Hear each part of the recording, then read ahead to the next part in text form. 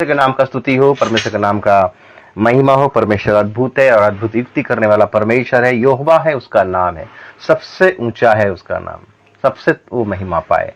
उस परमेश्वर का हम महिमा करें, उसका तारीफ करें, उसका जय जयकार करें। आइए परमेश्वर के वचन की ओर हम ध्यान करेंगे। जो आज का ध्यान का विषय है मेरे प्रियो, परमेश्वर का मंदिर का 7 खंबे का रहस्य। परमेश्वर का मंदिर का 7 खंबे का रहस्य का हम ध्यान करेंगे आज।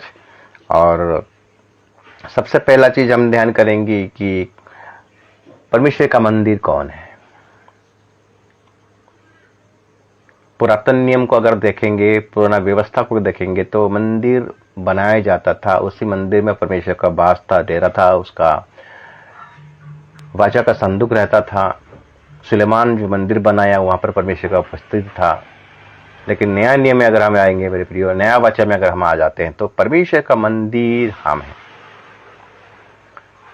मेरे प्रियो, जब हम पढ़ाई करते हैं पहला कुरिन्थियों का पुस्तक, उसका 3 अध्याय को निकालते हैं और उसका पढ़ाई करेंगे 16 पद। पहला कुरिन्थियों उसका 3 अध्याय और उसका 16 पद को अगर पढ़ाई करेंगे, लिखता है, क्या तुम नहीं जानते कि तुम परमेश्वर का मंदिर हो और परमेश्वर का आत्मा तुम में वास करता है। परमेश्वर का आत्मा हम में वास करता है। तो परमेश्वर का आत्मा हम में कब वास करता है? जब हम परमेश्वर का मंदिर होते हैं। परमेश्वर का मंदिर हम कब होते हैं? जब हम परमेश्वर का एक लौता पुत्र को अपने जीवन में आमंत्रण करते हैं, अपने हृदय में जगह देते हैं, अपना व्यक्तिगत उद्धारकर्ता के रूप में ग्रहण करते हैं, पिता, पुत्र और पवित्र आत्मा के नाम से जिस दिन हम उसको विश्वास करके बपतिस्मा लेते हैं, उसी दिन हम परमेश्वर का मंदिर हो जाते हैं। जब तक हम यीशु मसीह को ग्रहण नहीं करते मेरे प्रियो, तब तक हम परमेश्वर का मंदिर नहीं कहलाएंगे। क्योंकि हम जब यीशु मसीह को नहीं जानते थे तो हमारा स्वभाव पुराना था। इस मंदिर में कौन वास करता था? इस मंदिर में शैतान का डेरा था। ये शैतान का मंदिर था, ये पाप का मंदिर था, पाप का शरीर था। और जिस दिन हम यीशु मसीह को अपना व्यक्तिगत उद्धारकर्ता के रूप में ग्रहण करते हैं, उस दिन हम परमेश्वर का मंदिर बन जाते हैं, एक सच्चा विश्वासी बनते हैं, एक सच्चा कलीसिया बन जाते हैं मेरे प्रियो। और एक सच्चा कलीसिया का 7 खंबे उसको मजबूत करके रखे रहता है। वो गिरता नहीं, मजबूत होकर रहता है। तो आज 7 खंबे के बारे में ध्यान करेंगे, एक सच्चा कलीसिया का, एक सच्चा विश्वासी का। परमेश्वर का मंदिर कौन है? हम और आप हैं। कब बनते हैं? जब हम यीशु मसीह को इस हृदय में, अपना हृदय में जब जगह देते हैं। इसलिए द्वार में, मैं द्वार के सामने आघात कर रहा हूं, खटखटा रहा हूं, द्वार खोलेगा तो मैं प्रवेश करूंगा। मंदिर का द्वार खुलेगा, आप यीशु मसीह के लिए खोलेंगे, तब जाके उस मंदिर में आकर डेरा करेगा। जिस दिन हम यीशु मसीह को अपने व्यक्तिगत उद्धारकर्ता में ग्रहण करते हैं, पिता, पुत्र, पवित्र आत्मा के नाम से बपतिस्मा लेते हैं, उसी दिन पवित्र आत्मा हमारा जीवन में इस मंदिर में वास करता है। चलिए लिखता है ना, क्या तुम नहीं जानते कि तुम परमेश्वर का मंदिर हो और परमेश्वर का आत्मा तुम में वास करता है? यदि कोई परमेश्वर के मंदिर को नष्ट करेगा तो परमेश्वर उसे नष्ट करेगा, क्योंकि परमेश्वर का मंदिर पवित्र है और वो तुम हो। परमेश्वर का मंदिर पवित्र है और वो तुम हो, मतलब आप और हम हैं। इसीलिए हम अगर परमेश्वर का मंदिर है तो इस मंदिर में किसका डेरा है? यीशु मसीह का, परमेश्वर का डेरा, परमेश्वर का आत्मा का डेरा है। उसी दिन हमें पवित्र आत्मा मिल जाता है मेरे प्रियो, जिस दिन हम यीशु मसीह को अपने व्यक्तिगत उद्धारकर्ता में ग्रहण करते हैं, अपने अपने पापों को मानते हैं, स्वीकार करते हैं, उसी दिन पवित्र आत्मा हमें मिलता है। किसी के हाथ रखने से पवित्र आत्मा नहीं मिलता मेरे प्रियो। पवित्र आत्मा एक दान है, गिफ्ट है, ये परमेश्वर का अनुग्रह का दान है, हमें मिलता है जिस दिन हम अपने पापों से तौबा करते हैं और यीशु मसीह को ग्रहण करते हैं, अपने हृदय में जगह देते हैं और पिता, पुत्र और पवित्र आत्मा के नाम से, जिस प्रकार यीशु मसीह का बपतिस्मा हुआ, यीशु मसीह खुद उस बपतिस्मा को लिए जो उनको लेना नहीं चाहिए था, लेकिन वो बपतिस्मा लिए क्योंकि एक उदाहरण है। और जब बपतिस्मा लिए मेरे प्रियो, वहां पर 3 व्यक्तित्व को हम देखते हैं, पिता, पुत्र और पवित्र आत्मा को उस जगह में हम देखते हैं। इस यर्दन के नदी में, यर्दन की जो नदी में जो यूहन्ना बपतिस्मा देने वाला यीशु मसीह को जो बपतिस्मा दिए, वहां पर 3 व्यक्तित्व को देखते हैं। पुत्र को देखे यीशु मसीह और आकाश खुल गया और वहां पर पवित्र आत्मा कबूतर के नाई यीशु मसीह के ऊपर उतरा और स्वर्ग से यह वाणी हुआ, ये मेरा प्रिय पुत्र है, इससे मैं बहुत अति अति प्रसन्न हूं बोला। तो अब 3 विषय को देख रहे हैं, 3 जन को देखते हैं, 3 कैरेक्टर को देख रहे हैं, 3 चरित्र को देख रहे हैं, पिता, पुत्र और पवित्र आत्मा। यीशु मसीह के नाम से बपतिस्मा नहीं मेरे प्रियो, पिता, पुत्र और पवित्र आत्मा के नाम से बपतिस्मा लेना, यही सही बपतिस्मा है जो यीशु मसीह ने लिया। और यीशु मसीह ने अपने चेलों को यही आज्ञा दिया, सारे जगत में जाओ और सुसमाचार प्रचार करो और पिता, पुत्र, पवित्र आत्मा के नाम से बपतिस्मा दो और मैंने जो सिखाया है उनको मानना सिखाओ। आज गलत शिक्षा के भर में मत पड़िए, खाली यीशु के नाम में बपतिस्मा दिया जा रहा है, यीशु के नाम में नहीं मेरे प्रियो, पिता, पुत्र और पवित्र आत्मा के नाम से।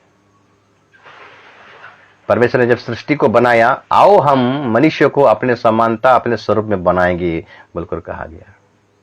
आओ हम, अकेला परमेश्वर नहीं बनाया, आओ हम बनाएंगे बोला, सिंगुलर नहीं, वहां पर प्लूरल है, पिता, पुत्र और पवित्र आत्मा।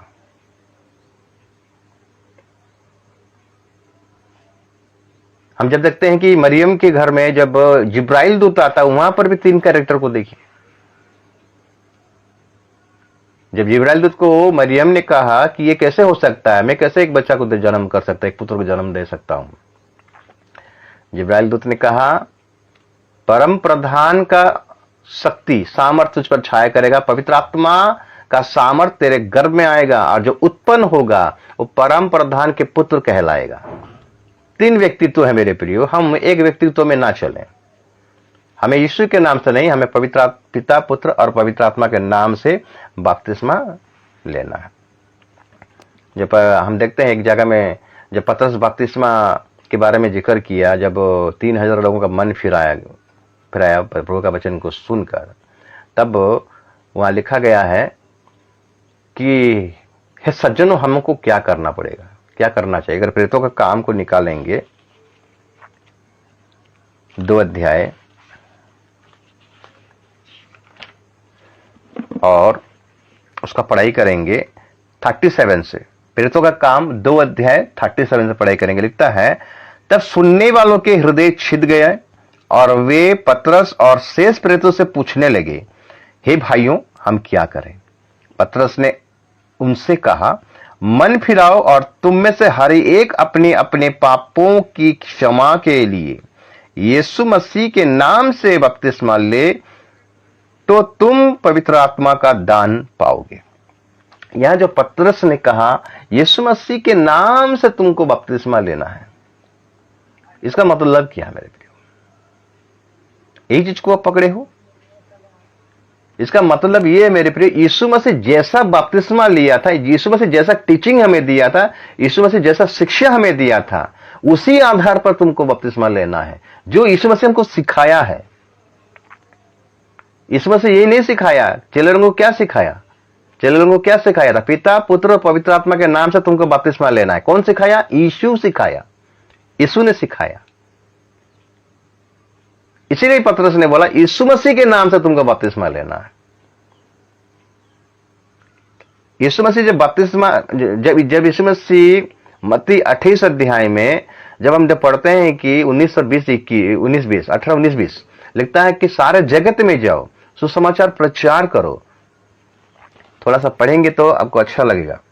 मत्ती 28 उसका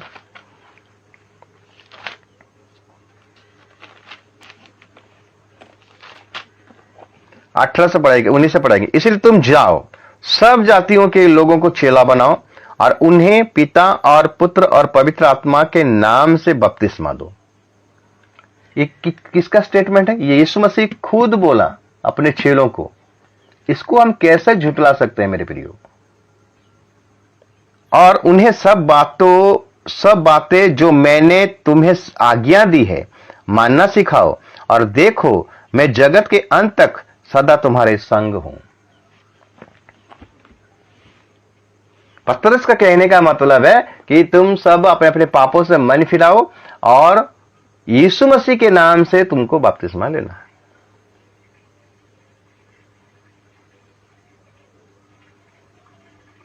जब बपतिस्मा दिया गया, क्या पर जिक्र किया कुछ बात, वहां पर कुछ जिक्र किया गया है कैसे बपतिस्मा दिया गया बोलकर?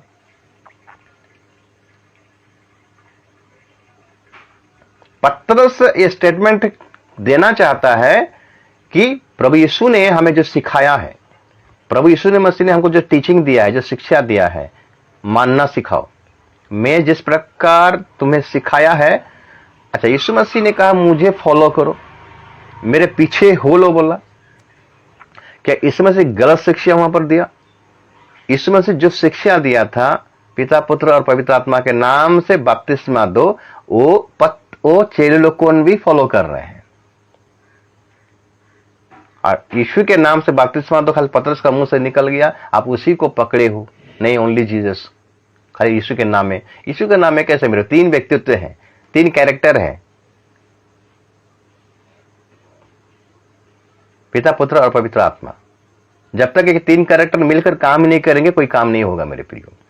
सृष्टि को बनाए पिता पुत्र पवित्र आत्मा के नाम से, यीशु मसीह को दुनिया में लाए पिता पुत्र पवित्र आत्मा मिलकर लाए। यीशु मसीह बपतिस्मा लिया, पिता पुत्र पवित्र आत्मा के नाम से बपतिस्मा लिया। हम जब आखिरी प्रार्थना करते हैं, हमारे पिता और हमारा पिता का परमेश्वर का प्रेम और यीशु मसीह का अनुग्रह और पवित्र आत्मा का मेन मिलाप, हम जब शेष प्रार्थना करते हैं तो तीनों नामों को लेकर प्रार्थना करते हैं। 3 व्यक्तित्व हमारे जीवन में मायने रखता है। तो ये मेरे प्रियो, ये बेस को मैं आपको क्यों बताना चाहता था कि एक सच्चा विश्वासी का जो 7 खंबे हैं, इस खंबे को जानने से पहले बैकग्राउंड को मजबूत करना है, हमारा नींव को मजबूत करना है, यानी हमारा बपतिस्मा, हमारा उद्धार, इसको पहले हमें मजबूत करना है, दृढ़ करना है। तब जाके इस 7 खंबे को हम जब पता करेंगे, जानेंगे इसके विषय में, तब हम और भी मजबूत हो जाएंगे। तो इसलिए बपतिस्मा हमारा सही होना चाहिए, हमारा उद्धार सही होना चाहिए। उद्धार यीशु मसीह से ही उद्धार आया है। यीशु को अपने मुख में अंगीकार करना है और हृदय में विश्वास करना है, तब तुम्हारा उद्धार होगा। तो इसलिए मेरे प्रियो, हम देखें कि पहला जो फाउंडेशन है बपतिस्मा, मन फिराना है, अपने अपने पापों से मन फिराना है और पिता पुत्र और पवित्र आत्मा के नाम से बपतिस्मा लेना, जो कि बाइबल में लिखा गया है। यीशु मसीह ने जो हमको सिखाया है, हम उसी को फॉलो करें। तो आज हम देखेंगे, ध्यान करेंगे, बपतिस्मा लेने के बाद एक व्यक्ति जब यीशु मसीह को विश्वास करता है, अपने व्यक्तिगत उद्धारकर्ता भी ग्रहण करता है और विश्वास करके पिता पुत्र और पवित्र आत्मा के नाम से बपतिस्मा लेता है, उसके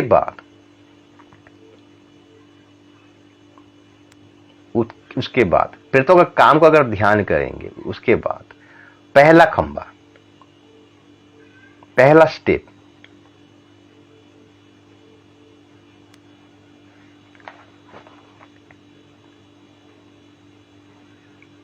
परमेश्वर का वचन को ग्रहण करेगा। वो पहला खंबा है एक सच्चा विश्वासी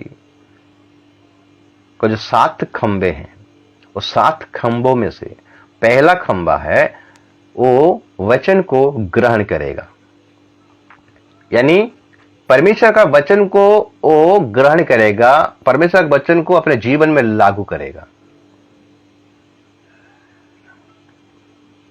क्योंकि वचन ग्रहण करने का मतलब विश्वास के साथ ग्रहण करेगा। हम जब तिमोथी का पुस्तक पढ़ाई करते हैं, परमेश्वर का जो वचन है, परमेश्वर का जो वचन है पवित्र आत्मा का प्रेरणा से लिखा गया है। ये मनगढ़ंत कहानी नहीं है। अगर हम तिमोथियों का पुस्तक निकालेंगे, दूसरा तिमोथी 3 अध्याय और उसका हम पढ़ाई करेंगे 16 पद। संपूर्ण पवित्र शास्त्र परमेश्वर के प्रेरणा से रचा गया और उपदेश और समझाने और सुधारने और धार्मिकता की शिक्षा के लिए लाभदायक है। यह वचन क्या करता है? संभाल कर रखता है मेरे प्रियो। दाऊद कहता है कि जवान किस उपाय से अपने चाल को शुद्ध रख सकता है? तेरे वचन के अनुसार सावधान रहने से। दाऊद कहता है कि तेरा वचन मेरे पांवों के लिए दीपक और मार्ग के लिए उजियाला है। तेरा वचन मधु जैसा मीठा है। तेरा वचन को मैं अपने हृदय में अधिकताएं से संचय करके रखूं ताकि मैं तेरे विरुद्ध में कोई पाप ना करूं। माने हमें प्रभु का वचन को ग्रहण करना है मेरे प्रियो। तो परमेश्वर का वचन को हमें रेगुलर पढ़ना है, उसको ध्यान करना है, पढ़ना है, ध्यान करना है। वचन हमारा आत्मिक आहार हमेशा बनना है मेरे प्रियो। हर दिन प्रतिदिन वचन हमारा आत्मिक आहार बनना है, नहीं तो हमारा आत्मा मर जाएगा। एक सच्चा विश्वासी, एक रियल विश्वासी, रियल बिलीवर्स मेरे प्रियो, वो वचन को ग्रहण करता है। सबसे पहले वचन, और परमेश्वर वचन को अधिक आदर किया है, सम्मान दिया है, क्योंकि वचन के द्वारा सारा सृष्टि को बनाया गया था।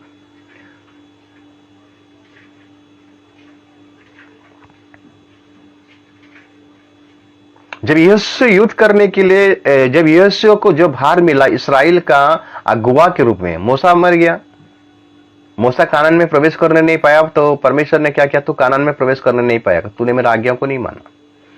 अभी तू ऐसा काम कर, तू यीशु को ये भार दे, तू यीशु को चुन, वो मेरा अभी अगुवा बनेगा, वो इस्राएल का अगुवा बनेगा। जब यीशु मेरे प्रियो, जब यीशु इस्राएल का अगुवा बना, यीशु डर गया। अब मैं कैसा करूं? ये कम से कम 20 लाख 30 लाख का इसराइली जो है, इनको चलाने के लिए अभी मेरा तो मेरा होश उड़ जा रहा, अभी मैं क्या करूं? क्योंकि यीशु जानता था इनका बकबक, इनका चिल्लाना, इनका बुड़बुड़ाना। यीशु इसलिए डर गया था मेरे प्रियो। लेकिन परमेश्वर ने वचन के द्वारा सांत्वना दिया। क्या सांत्वना दिया और क्या कहा यीशु को? जब यीशु का पुस्तक को पढ़ाई करेंगे, एक अध्याय और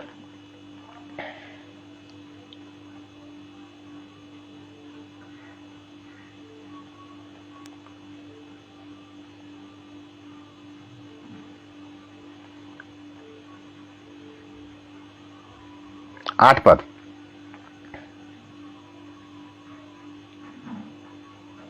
व्यवस्था की यह पुस्तक तेरे चित्त से कभी ना उतरने पाए, इसी में दिन रात ध्यान दिए रहना, इसीलिए कि जो कुछ उसमें लिखा है उसके अनुसार करने की तू चौकसी करे, क्योंकि ऐसा ही करने से तेरे सब काम सफल होंगे और तू प्रभावशाली होगा।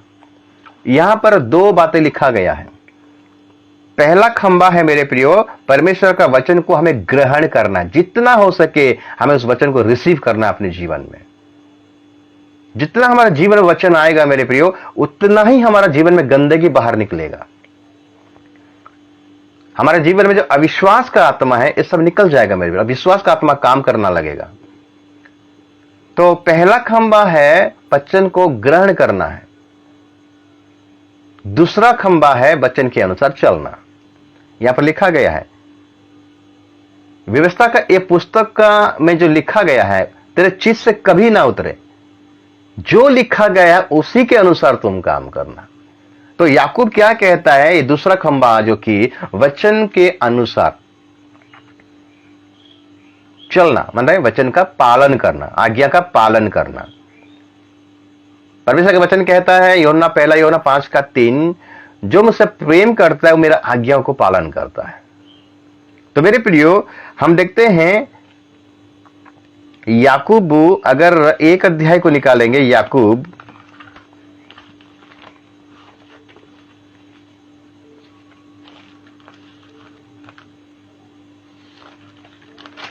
1 अध्याय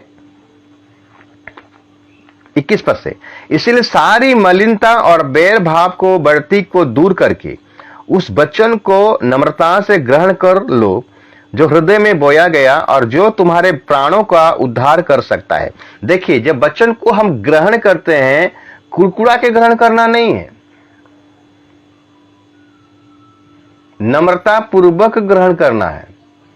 सारे गंदगी को अपने जीवन से निकालिए, मेल बेर भाव, जो भी गंदगी है, जो भी पाप है मेरे प्रियो, जो भी खराब सोच है, उसको अपने जीवन से निकालिए और उस वचन को नम्रता से अपने जीवन में ग्रहण करें और उस वचन के अनुसार चलना। ये दूसरा खंबा है, दूसरा पिलर है परमेश्वर का मंदिर का, यानी हमारा और आपका, कलीसिया का।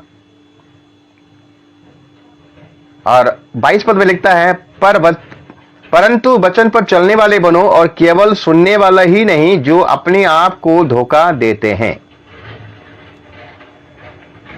मेरे प्रियो, वचन को ग्रहण करते, आजकल का विश्वासी वचन को ग्रहण कर रहे हैं, डायरी में नोट करके रख रहे हैं, लेकिन फॉलो नहीं हो रहा है,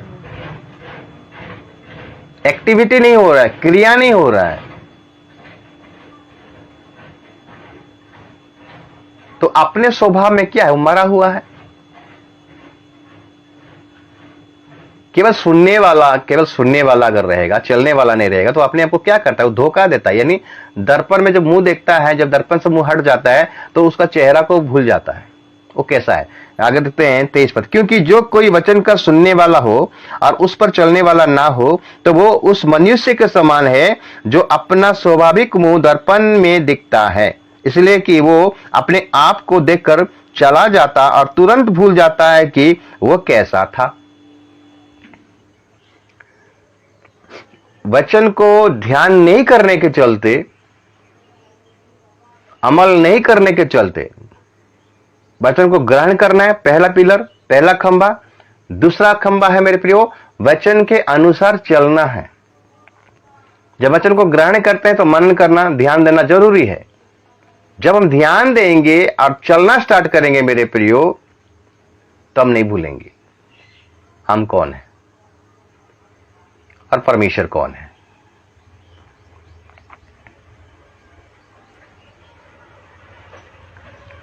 क्योंकि वचन दो धारी तलवार है, आर पार को छेदता है मेरे प्रियो। इब्रानी 4 अध्याय को अगर निकालेंगे, इब्रानी 4 और उसका 12 पद, इब्रानी का लेखक हमें क्या बताना चाहता है। इब्रानी 4 का 12 लिखता है, क्योंकि परमेश्वर का वचन जीवित और प्रबल और हर एक दोधारी तलवार से भी बहुत चोखा है और प्राण और आत्मा को और गांठ गांठ और गुद्दे गुद्दे को अलग करके आर पार छेदता है और मन की भावनाओं और विचारों को जांचता है।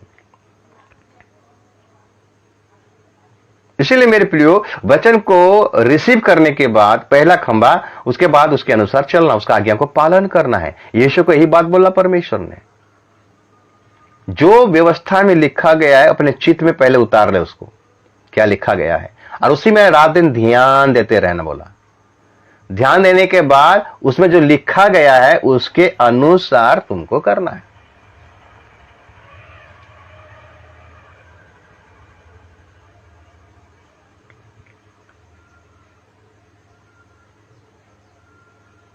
अगर हम देखेंगे भजन संगीता 1 अध्याय, भजन संगीता 1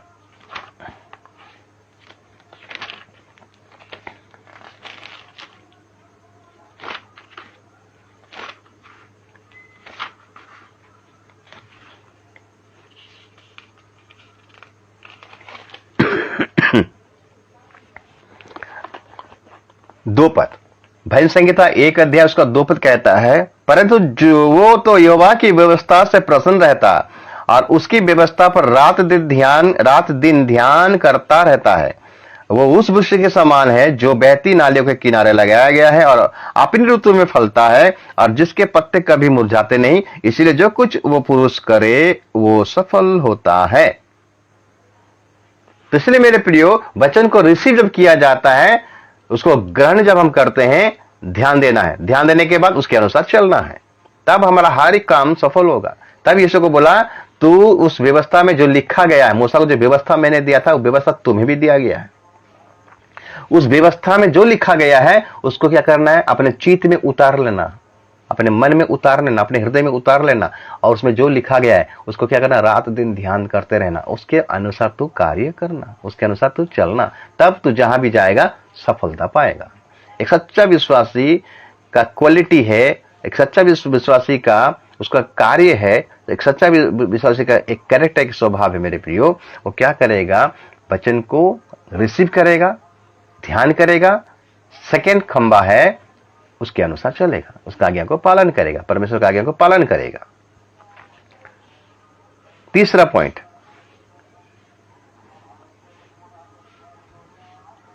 स्वतंत्रता को ग्रहण करेगा, स्वतंत्रता को मान लेगा मेरे प्रियो। कौन सा स्वतंत्रता? हम पहले शैतान के बंधन में थे, दलदल में थे, कीच में थे, बंधुआई में थे। अब यीशु मसीह के द्वारा हमें स्वतंत्र मिला। इसलिए बोला, जो सत्यों को जानोगे और सत्य तुम्हें स्वतंत्र करेगा। सत्य कौन है? यीशु मसीह। मैं मार्ग हूं, मैं सत्य हूं और मैं जीवन हूं। जब हम यीशु मसीह को ग्रहण किए, विश्वास किए, उस दिन हम वो दासत्व में पहले थे, हम मुक्त हो गए। वो दासत्व के बंधन से हम मुक्त हो गए, हम स्वतंत्र हो गए। इसको हमें जानना है, इसको हमें ग्रहण करना है। मैं स्वतंत्र हूं, मैं यीशु में स्वतंत्र हूं, मैं और दासत्व में नहीं हूं, मैं स्वतंत्र हूं। अभी दासत्व का आत्मा मेरे पास नहीं है, अभी मेरे पास पुत्रत्व का आत्मा है। एक पद को निकालेंगे जो आपको मिलेगा, यूहन्ना 8 अध्याय 34 पद, यूहन्ना 8 अध्याय का 34।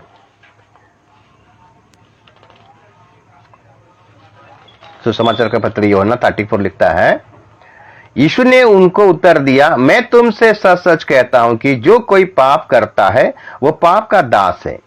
दास सदा घर में नहीं रहता, पुत्र सदा रहता है।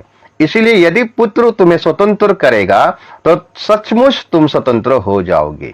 मैं जानता हूं कि तुम अब्राहम के वंश से हो, तो भी मेरा वचन तुम्हारे हृदय में जगह नहीं पाता, इसलिए कि तुम मुझे मार डालना चाहते हो। मेरे प्रिय, ये फारसी सादे के लोग कौन यीशु मसीह को विश्वास नहीं करते थे, व्यवस्था को जानते थे, व्यवस्था पुस्तक को अच्छे से पालन करते थे, लेकिन व्यवस्था में यीशु मसीह का नाम लिखा गया है, उनको यीशु मसीह के बारे में लिखा गया है, इनको पता नहीं है। ये परमेश्वर का पुत्र को यानी यीशु मसीह को, वचन को लोगों ने इनकार कर रहे हैं। यीशु मसीह कहता है कि जो पुत्र तुम्हें अगर स्वतंत्र करेगा तो तुम स्वतंत्र हो जाओगे। स्वतंत्रता करने का, स्वतंत्र करने का अधिकार केवल यीशु मसीह को दिया गया, मेरे पर किसी को नहीं दिया गया। यीशु मसीह हमें स्वतंत्र कर सकता है। सत्य को जानोगे, सत्य को लोग आज जान नहीं पाते हैं, शैतान ने अंधा बना दिया है।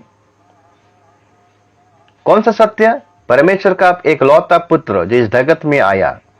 परमेश्वर ने जगत से ऐसा प्रेम रखा, वो अपना एक लौता पुत्र को दे दिया, जो उस पर विश्वास करेगा वो नाश नहीं होगा परंतु अनंत जीवन को पाएगा। यीशु मसीह के द्वारा ही उद्धार आया है। यही सत्यता को लोग आज नहीं जानते हैं। आज उनको भ्रम का शिक्षा डाल दिया गया है, ताकि वो लोग भरमा रहे हैं, अपनी आंख में पट्टियां शैतान डाल दिया है और गलत शिक्षा में पढ़ रहे हैं, इसलिए आज बंधन में पड़े हुए हैं। इसलिए स्वतंत्रता को, आजादी को हमें रिसीव करना है कि मैं आजाद हूं प्रभु यीशु मसीह में। पहले मैं बंधन में था, पुराना स्वभाव था, पाप का स्वभाव था, लेकिन यीशु मसीह में मैं एक नया सृष्टि बन गया हूं। एक सच्चा विश्वासी का यह तीसरा खंबा है।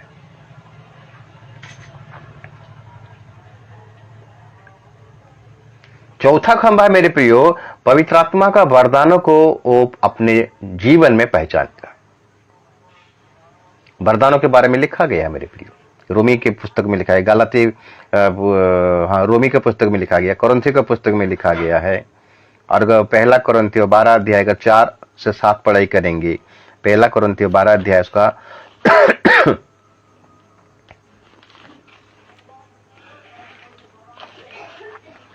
4 से अगर पढ़ाई करेंगे, पहला कोरिन्थियों 12 अध्याय 4 से 7।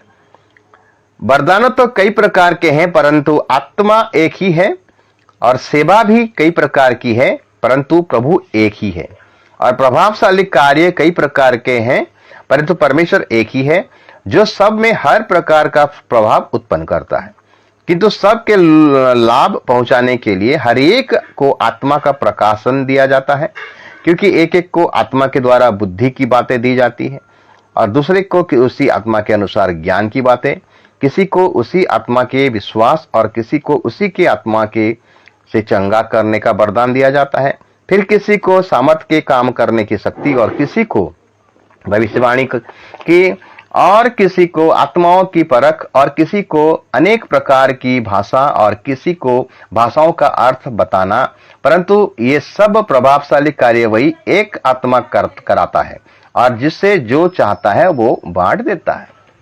तो आत्मा का परख अपने जीवन में वो करना है, मतलब वरदानों का, आत्मिक वरदानों का, पवित्र आत्मा का जो वरदान को अपने जीवन में वो देखना जरूरी है। आपको कौन सा वरदान मिला है, कौन सा गिफ्ट मिला है, वो आपको पहचानना है, और जो मिला है उसी को अपने जीवन में ऑपरेट करना है। अगर आपको टीचिंग का वरदान मिला है, वचन का शिक्षा का वरदान मिला है, प्रेरितों का वरदान मिला है, प्रेरिताई का वरदान मिला है, तो जिस प्रकार जिसको जो भी प्रभु जिसको जिस मात्रा में चाहता है उसी मात्रा में प्रभु क्या करता है, बांट देता है। और किसी किसी में सारे वरदान ऑपरेट होता है, एक दूसरे के साथ वो ऑपरेट होता रहता है। इसीलिए मेरे प्रियो, अपने जीवन में वरदानों को पहचानना है। ये चौथा पिलर है, चौथा खंबा है।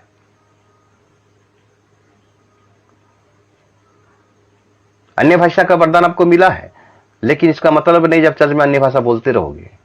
अगर अन्य भाषा बोलते हो तो उसका रिपीटेशन, उसका ट्रांसलेशन, उसका अनुवाद करने वाला भी रहना चाहिए। आप खाली अन्य भाषा जानते हो और आप खाली अन्य भाषा में प्रार्थना करते रहोगे, अन्य भाषा में आप सारे बातें करते रहोगे, तो विश्वासी जो आपको सुनता रहेगा वो क्या समझेगा मेरे प्रियो। अन्य भाषा व्यक्तिगत रूप में आज जब बैठते हो प्रार्थना में, आप अन्य भाषा बोलकर प्रभु से प्रार्थना कर सकते हो। अगर चर्च में आप अन्य भाषा में प्रार्थना करते हो तो उसका अनुवाद करने का जरूरी है मेरे प्रियो।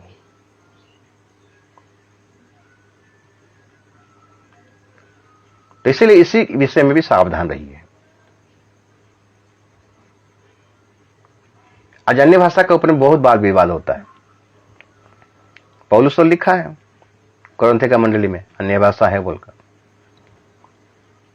पौलुस अन्य भाषा जानता था। यीशु मसीह का 12 चेले, क्या उनको पता नहीं था अन्य भाषा? उनको गिफ्ट नहीं मिला था? वो तो वरदानों से भरे हुए थे मेरे प्रियो। पवित्र आत्मा से भरे हुए मतलब क्या है? उनका सारे वरदानों से वो लोग भरे हुए थे। वो तो अन्य भाषा नहीं बोलते थे। वो अपना व्यक्तिगत प्रार्थना में वो लोग क्या करते थे? अन्य भाषा में बात बोलते थे। मैं तो पतरस को कभी देखा नहीं। पतरस का जब हम चैप्टर पढ़ते हैं, प्रेरितों का काम जब पढ़ते हैं, पहला पत्र दूसरा पत्र जब पढ़ते हैं, वहां पर पतरस के बारे में अन्य भाषा में पतरस प्रार्थना करता है और चंगाई करता है, ऐसा तो मैं सुना नहीं हूं, देखा नहीं हूं, पता भी नहीं चलता है। तो ये अन्य भाषा को ज्यादा हम फोकस क्यों करते हैं? ये आपका व्यक्तिगत है, प्रभु और आपके बीच का बात है। आप इसको व्यक्तिगत, जब आप अपना व्यक्तिगत प्रार्थना करते हो मेरे प्रिय, उस समय अन्य भाषा को आप प्रयोग कीजिए।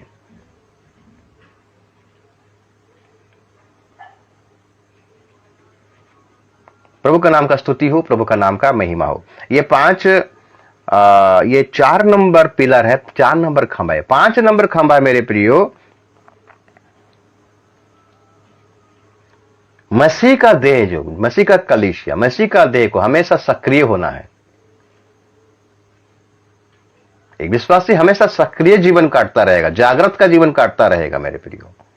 सक्रिय होना, हर समय सक्रिय रहना है। एफिसियो जब 4 अध्याय उसका ये 11 और से 16 पढ़ाई करते हैं, वहां पर देखते हैं कि मंडली में 5 प्रकार का सेवकाई दिया है, और ये सेवकाई सक्रिय है, अलर्ट है।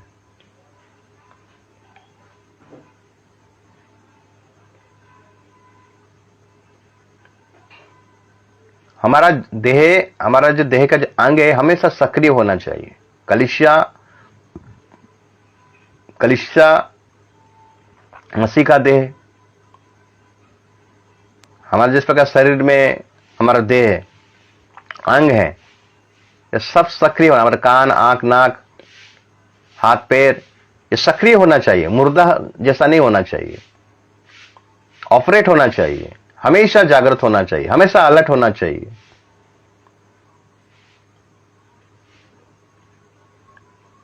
इसको धुन में हमें रहना मेरे प्रियो। 5 प्रकार का सेवकाइयों के बारे में हम एफिसियो उसका 4 अध्याय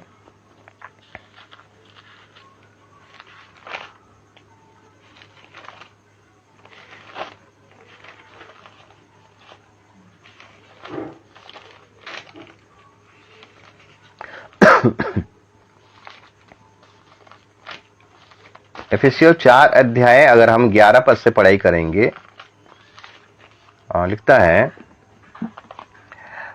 उसने कुछ को प्रेरित नियुक्त करके, और कुछ को भविष्यद्वक्ता नियुक्त करके, और कुछ को सुसमाचार सुनाने वाले नियुक्त करके, और कुछ को रखवाले और उपदेशक नियुक्त करके दे दिया, जिससे पवित्र लोग सिद्ध हो जाएं और सेवा का काम किया जाए और मसीह की देह उन्नति पाए।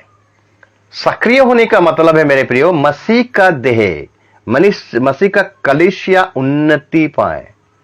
आज कलीसिया सक्रिय नहीं होने के चलते मेरे प्रियो, आज उनका जीवन उन्नति में नहीं जा रहा है, वो अवनति में जा रहा है, मतलब नीचे गिर रहा है। आज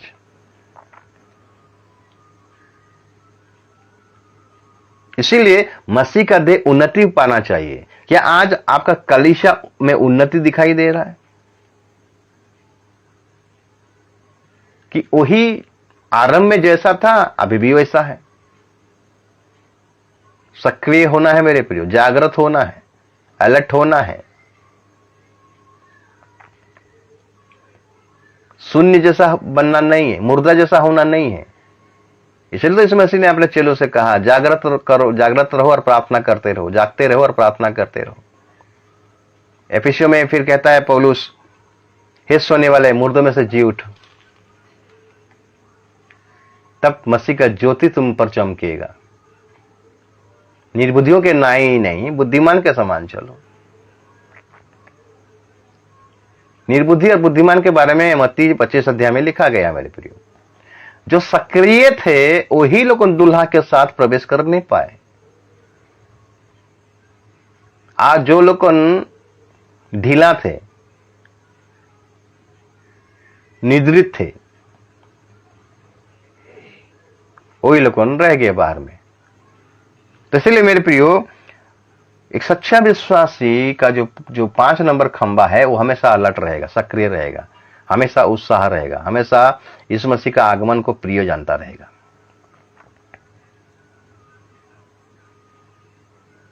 वो आपको हमेशा तैयारी करके रखेगा।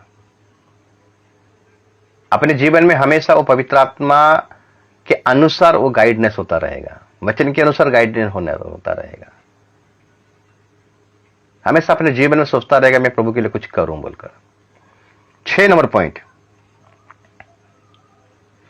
आत्मा का फल को ग्रहण करेगा, अपने जीवन में रिसीव करेगा आत्मा का फल।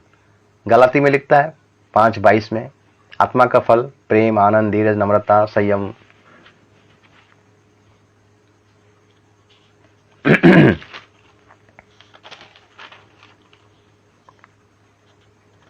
प्रेम, आनंद, शांति, धीरज, कृपा, भलाई, विश्वास, नम्रता और संयम, और ऐसे ऐसे कामों के विरुद्ध में कोई भी व्यवस्था नहीं। मतलब आत्मा का जो फल है वो अपने जीवन में क्या करेगा, ग्रहण करेगा, और वो फल के अनुसार वो चलेगा। प्रेम, परमेश्वर का प्रेम, आत्मा का फल क्या है? परमेश्वर का प्रेम। पहला प्रेम, उसके जीवन में प्रेम रहेगा, परमेश्वर का प्रेम नहीं, जगत का प्रेम नहीं, दारू का प्रेम नहीं, हंडिया का प्रेम नहीं, गुटखा का प्रेम नहीं, सांसारिक प्रेम नहीं, परमेश्वर का प्रेम रहेगा। आनंद रहेगा। आनंद का मतलब यह प्रभु में सदा आनंदित रहेगा, हर बात में, हर अवस्था में आनंद रहेगा, हर अवस्था में प्रभु में आनंद। इसलिए पौलुस कहता है प्रभु में सदा आनंदित रहो। शांति, वो शांति में रहेगा, यानी यीशु मसीह का शांति, परमेश्वर का शांति उसके जीवन में दिखाई देना है। परमेश्वर का शांति, जगत का शांति नहीं। यीशु मसीह ने बोला मैं अपना शांति तुम्हें दिए जाता हूं, जगत जैसा देता वैसा नहीं। संयम, संयम मतलब वो क्या करेगा, हर चीजों का वेट करता रहेगा, संयम में रहेगा, में ताड़ना में, हर परिस्थिति में वो संयम अपनाएगा अपने जीवन में। विश्वास, धीरज धीरज धीरज धरता रहेगा, हर काम में धीरज धरता रहेगा, हड़बड़ी करता नहीं रहेगा।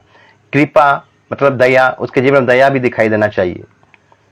भलाई, भलाई का काम करता रहेगा। विश्वास, विश्वास करता रहेगा। नम्रता, नम्रता का गुण रहेगा। और संयम है। तो मेरे पर ये आत्मा का फल को अपने जीवन में ग्रहण करेगा और ग्रहण करने के बाद आत्मा के अनुसार, फलों के अनुसार अपने जीवन में वो ऑपरेट होगा। एक सच्चा विश्वासी का ये 6 नंबर खंबा है। और 7 नंबर मेरे प्रियो, 7 नंबर जो आखिरी है, वो अंत तक धीरज धरेगा। अंत तक, यीशु मसीह का आगमन तक। इसलिए लिखता है ना, मत्ती 24 अध्याय को अगर निकालेंगे मेरे प्रियो, मत्ती 24 अध्याय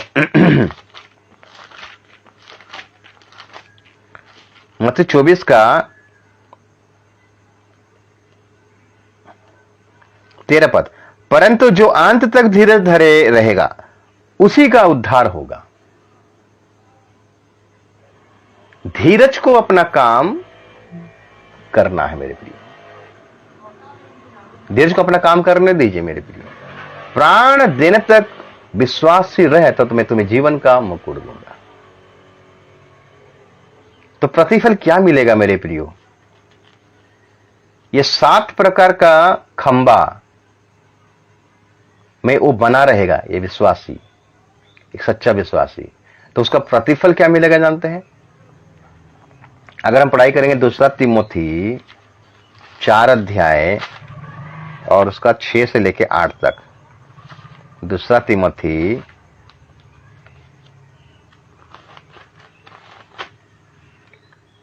4 अध्याय 6 से 8 तक लिखता है, क्योंकि अब मैं अर्ध के समान उंडेला जाता हूं और मेरे कुछ का समय आ पहुंचा है।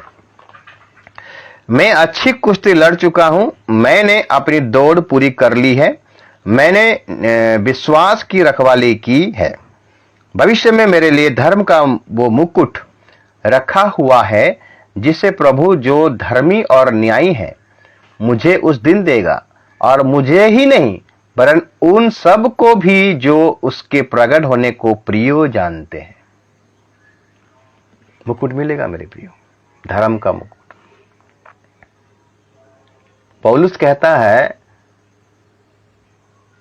मैं अपना दौड़ को पूरा कर चुका हूं और मैं अच्छा कुश्ती भी लड़ चुका हूं और मैं विश्वास का रखवाली किया।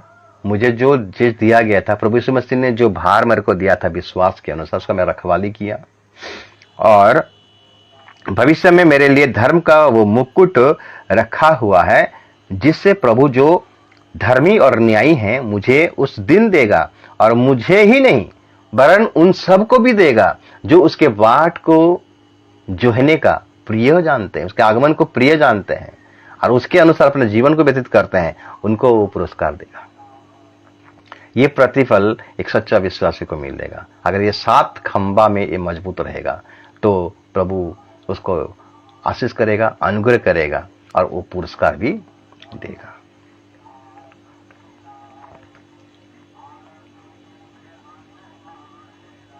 इसलिए परमेश्वर का मंदिर का 7 खंबे का रहस्य है। परमेश्वर का मंदिर कौन है? आप और हम हैं। तुम क्या नहीं जानते तुम परमेश्वर का मंदिर हो? हम परमेश्वर का मंदिर हैं और इस मंदिर 7 खंभों में टिका है। एक सच्चा विश्वासी 7 खंभों के द्वारा टिका हुआ है। एक भी खंभा गिरेगा तो गिर जाएगा मेरे प्रियो, लूज हो जाएगा, ढा जाएगा तो गिर जाएगा। इसलिए ये 7 प्रकार का खंभों को, 7 प्रकार का विषय को अपने जीवन में पकड़े कर रखिए, उसको छोड़ना नहीं है। शिक्षा को पकड़े रहो, उसको छोड़ना नहीं, क्योंकि वही तेरा जीवन है। मैं आशा करता हूं आज का वचन आप सबों के लिए जरूर आशीष का कारण बना होगा। प्रभु इस वचन के द्वारा आप सबको आशीष करे, अनुग्रह करे, दया करे और कृपा करे। आमीन।